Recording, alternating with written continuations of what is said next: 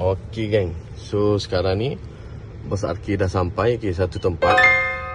Akak pisang, katanya akak pisang. Okey.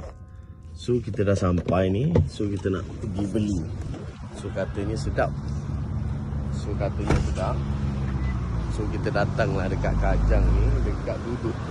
Duduk dekat Kajang ni. Dia tasik apa ramai orang jogging dekat sini.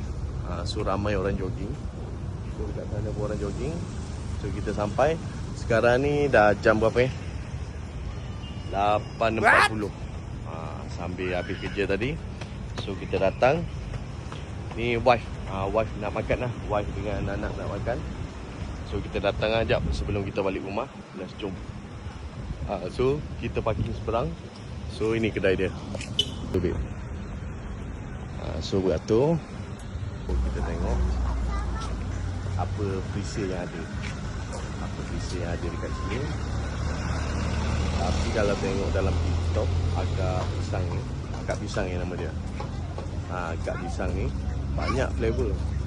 Tapi ramai orang sini. So korang boleh. So yang korang yang mana nak buat kabinet tu, boleh roger Bos Arki sekarang sebab kita ada promo Merdeka masih ada lagi. Sambil-sambil kita layan apa ni, akak pisang goreng.